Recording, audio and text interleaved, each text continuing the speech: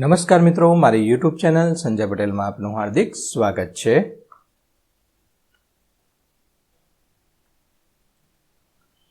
મિત્રો, આજે આપણે ધોરણ 8 વિષય છે સામાજિક વિજ્ઞાન, તેનો પાઠ 15 છે। પાઠનું નામ છે ભારતીય બંધારણ। તેની સ્વ અધ્યયન પોથીનું સંપૂર્ણ સોલ્યુશન આજે આપણે આ વિડીયોની અંદર જોવાના છીએ। પરંતુ તે પહેલાં જે મિત્રો અમારી ચેનલમાં નવા છે, જેમણે હજુ સુધી અમારી ચેનલને સબસ્ક્રાઇબ નથી કરી, તે અમારી ચેનલ જરૂર સબસ્ક્રાઇબ કરે, વિડીયો લાઇક કરે, શેર કરે અને બેલ નોટિફિકેશન આઇકોન ઓન કરે, જેથી અમારા દરેક નવા વિડીયોની નોટિફિકેશન તમારા મોબાઈલની સ્ક્રીન પર મળી શકે। મિત્રો, આ દરેક વિડીયોનું PDF સ્વરૂપે સોલ્યુશન મેળવવા તમારા મોબાઈલના પ્લે સ્ટોરમાં વિશ્વગુરુ સર્ચ કરી એપ્લિકેશન ઇન્સ્ટોલ કરી શકશો। તદ્દન ફ્રી એપ્લિકેશન છે, કોઈપણ પ્રકારનો ચાર્જ તમારે આપવાનો નથી। શરૂઆતની સ્ક્રીન આવી જોવા મળશે, તેમાં સ્વ અધ્યયન પોથી પર ક્લિક કરી ધોરણ પસંદ કરી વિષય સામાજિક વિજ્ઞાન પર ક્લિક કરતા વિડીયોના ઓપ્શન પરથી તમે વિડીયો જોઈ શકશો। PDFના ઓપ્શન પરથી તમે PDF સ્વરૂપે સોલ્યુશન મેળવી શકશો। ખૂબ જ સારી એપ છે, એકવાર જરૂર ડાઉનલોડ કરીને જોજો। તો ચાલો શરૂ કરીએ। 15મું ચેપ્ટર ભારતીય બંધારણ, તેનો પ્રશ્ન 1। તેમાં પહેલું છે, નીચેના પૈકી કયું વિધાન ભારતના બંધારણ સાથે સુસંગત નથી કીધું છે, માટે એ વિધાન 1, 2 અને 4, વિધાન 1, 2 અને 4 જે આ બંધારણ સાથે સુસંગત નથી। બીજું છે, નીચે પૈકી કઈ બાબત ડૉક્ટર બાબા સાહેબ આંબેડકર સાથે લાગુ પડે છે? તો ઓપ્શન બી ફક્ત બાબત 2 સાચી છે, જે બાબત 2 છે તે। ત્રીજું છે, ડૉક્ટર રાજેન્દ્ર પ્રસાદ માટે કઈ બાબત સુસંગત છે? સી બંને બાબત સાચી છે, બાબત 1 અને 2 બંને। ચોથું છે, બંધારણ ઘડતર માટે કેટલો સમયગાળો લાગ્યો હતો? ઓપ્શન બી 2 વર્ષ, 11 મહિના અને 18 દિવસ। પાંચમું છે, આપણા દેશમાં બંધારણ ક્યારે અમલમાં આવ્યું? 26મી જાન્યુઆરી 1950। છઠ્ઠું છે, બંધારણ નિર્માણ વખતે મતાધિકારની ઉંમર કેટલી નક્કી કરવામાં આવી હતી? 21 વર્ષની। કેટલી? 21 વર્ષની। અત્યારે કેટલી છે? 18 વર્ષની। તમારી ઉંમર હાલમાં 13 વર્ષ છે, તો કેટલા વર્ષ પછી તમે મતદાન કરી શકશો? તો 5 વર્ષ પછી।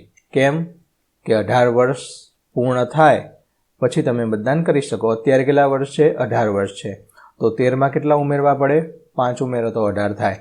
8મું, ભારતમાં આગામી લોકસભાની સામાન્ય ચૂંટણી કયા વર્ષમાં યોજાશે? 2029માં। નીચે પૈકી કોણ બંધારણ સભાના સભ્ય નથી? મોહનદાસ ગાંધી। પ્રશ્ન 2, નીચેની ખાલી જગ્યા પૂરો। તેમાંનું પહેલું, ભારતે લોકશાહી શાસન પદ્ધતિ અપનાવી છે। બીજું છે, ભારતમાં ચૂંટાયેલા સભ્યો સામાન્ય રીતે 5 વર્ષ માટે પ્રતિનિધિત્વ કરે છે। સંઘ સરકારને કેન્દ્ર સરકાર તરીકે પણ ઓળખવામાં આવે છે। ચોથી ખાલી જગ્યા, બંધારણ ઘડતરની કામગીરી કુલ 166 બેઠકોમાં થઈ હતી। પાંચમું છે, ડૉક્ટર બાબા સાહેબ આંબેડકરે બંધારણીય ઇલાજોના હકને બંધારણના આત્મા સમાન ગણ્યો છે। પ્રશ્ન 3, ખરા વિધાન સામે ખરું, ખોટા સામે ખોટું। પહેલું છે, ભારત દેશનું બંધારણ વિશ્વમાં સૌથી મોટું લેખિત બંધારણ છે। સાચી વાત છે, સૌથી મોટું લેખિત બંધારણ આખી દુનિયામાં। ભારતનું બંધારણ 15મી ઓગસ્ટ 1947ના રોજ અમલમાં આવ્યું। ખોટું। ત્રીજું છે, 6 થી 14 વર્ષ સુધીના બાળકોને શિક્ષણની તકો પૂરી પાડવી એ માતા પિતા કે વાલીની ફરજ છે। સાચી વાત છે। ચોથું, 14 વર્ષની નીચેની ઉંમરના બાળકોને બાળ મજૂરી કરાવવી એ ગુનો છે। સાચી વાત। 14 વર્ષથી નીચેના બાળકોને તમે કામ ઉપર એટલે કે કોઈ નોકરી ધંધા ઉપર રાખી શકો નહીં।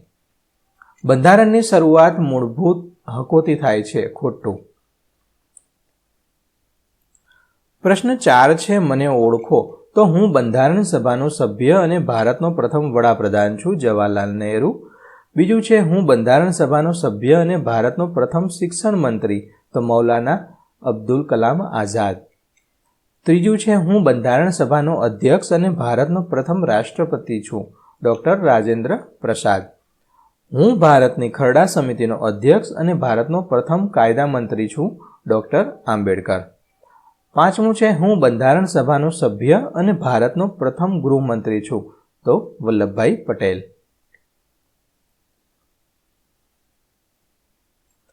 પ્રશ્ન 5 છે, જોડકા જોડવાના છે। અહીંયા વિભાગ અ આપેલો છે, તેની સામે વિભાગ બ છે। વિભાગ 1 અની અંદર પહેલું છે બંધારણ દિવસ, તો ઓપ્શન ડી આવશે, તો અહીંયા ડી લખવાનો છે. બીજું છે સ્વાતંત્ર્ય દિન, ઓપ્શન એ. પ્રજાસત્તાક દિન, ઓપ્શન ઈ. માનવ અધિકાર દિન, ઓપ્શન બી 10 ડિસેમ્બર. બંધારણ સભાની પ્રથમ બેઠક, ઓપ્શન સી 9 ડિસેમ્બર. આ રીતે તમારે આ જે બનો ક્રમ છે એ અહીંયા લખવાનો છે. નીચે આપેલ વિધાનોની સામેના ખાનામાં તે હક કે ફરજ તે લખો.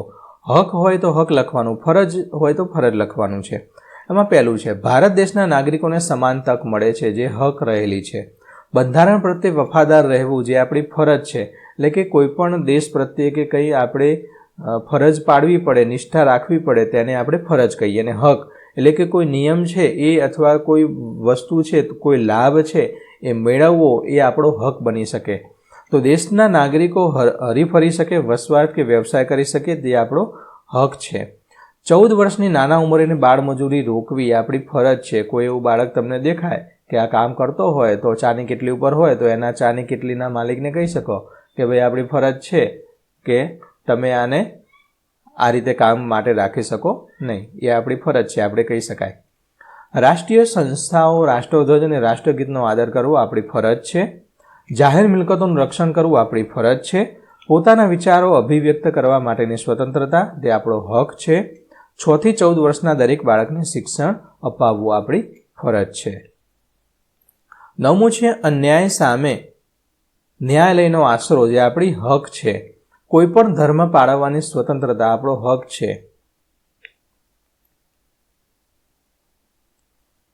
આપેલા પ્રશ્નના મુદ્દાસર ઉત્તર લખવાના છે. એમાં પહેલું, લોકશાહી એટલે શું? તો લોકશાહી એટલે લોકોનું, લોકો માટે, લોકો વડે ચાલતું શાસન. લોકશાહીમાં સામાન્ય રીતે દર 5 વર્ષે ચૂંટણી યોજાય છે.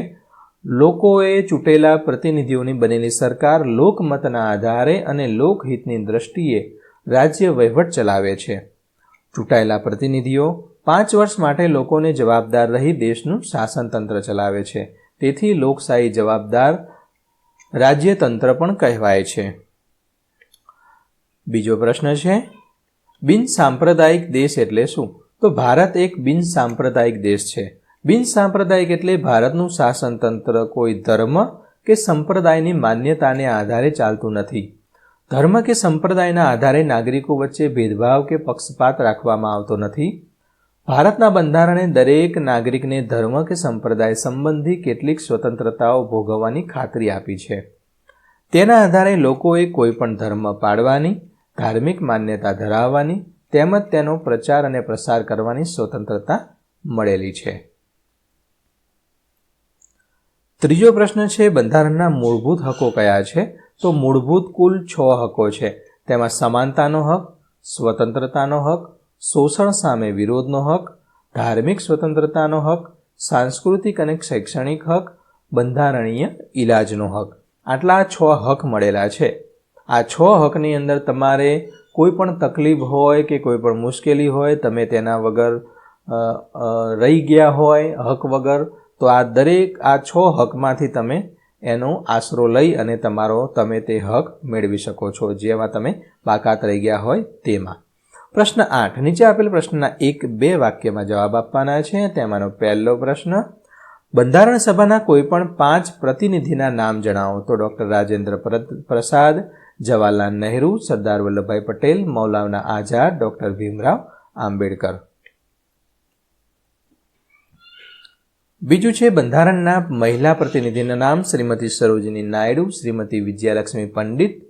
ત્રીજું, સંઘીય શાસન વ્યવસ્થામાં કેટલા પ્રકારની સરકાર હોય છે? કઈ? તો 2 પ્રકારની હોય છે. એક સંઘ સરકાર એટલે કે કેન્દ્ર સરકાર, જે આપણા ભારત દેશ આખો દેશ ચલાવતી હોય તે, અને બીજી છે રાજ્ય સરકાર. રાજ્ય એટલે કે ધારો કે ગુજરાત છે તો ગુજરાતનું જે રાજ્ય સરકાર હોય એ ગુજરાત પૂરતો વહીવટ કરે.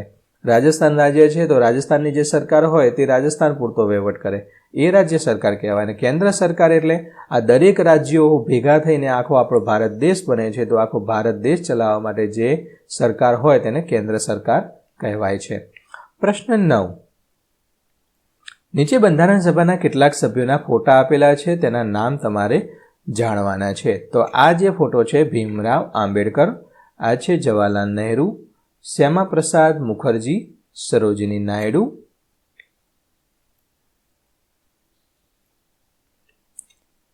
અબ્દુલ કલામ,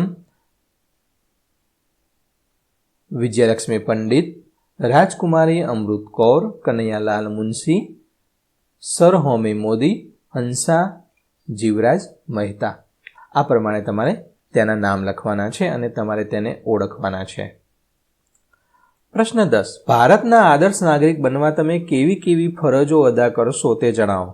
આદર્શ નાગરિક બનવું હોય તો તમારે ફરજ શું રહેલી છે એ ફરજો તમારે અહીંયા લખવાની છે. તો બંધારણને વફાદાર રહીશું તથા રાષ્ટ્રધ્વજ અને રાષ્ટ્રગીતનો આદર કરશું. દેશની એકતા અને અખંડતાનું રક્ષણ કરશું. દેશનું રક્ષણ કરીશું અને રાષ્ટ્રની સેવામાં હાજર રહીશું. જાહેર મિલકતોનું રક્ષણ કરશું અને હિંસાનો ત્યાગ કરશું. પર્યાવરણનું જતન કરશું અને જીવો પ્રત્યે દયા રાખીશું. વૈજ્ઞાનિક અભિગમ અને માનવતા કેળવીશું. સમાજમાં સુમેળ અને બંધુતાવાદ વધારીશું. સંસ્કૃતિ અને વારસાનું જતન કરીશું. માતા પિતા તરીકે બાળકોને શિક્ષણની તકો પૂરી પાડીશું. નિયમિત રીતે મતદાન કરીશું. તો આ બધી છે આપણી ફરજ રહેલી છે અને આ બધી ફરજ થકી જો તમે સારો નાગરિક બનો, જો આવા બધા જ નાગરિકો હોય તો આપણો ભારત દેશ છે એ ઘણો આગળ વધી શકે એમ છે. એટલે કે દરેક નાગરિકે આ જે બંધારણની જે હકો છે તેનું રક્ષણ કરવું જોઈએ અને ફરજો છે તેનું અમલવારી કરાવવી જોઈએ. તો આશા રાખું કે બાળમિત્રો આ જે સંપૂર્ણ સોલ્યુશન છે તે તમને સરળતાથી સમજાઈ ગયું હશે. દરેક વિડીયોનું PDF સ્વરૂપે સોલ્યુશન મેળવવા તમારા મોબાઈલના પ્લે સ્ટોરમાં વિશ્વગુરુ એપ્લિકેશન ઇન્સ્ટોલ કરી તમે મેળવી શકશો. ફરી મળીશું આગળના વિડીયોમાં. ત્યાં સુધી આવજો.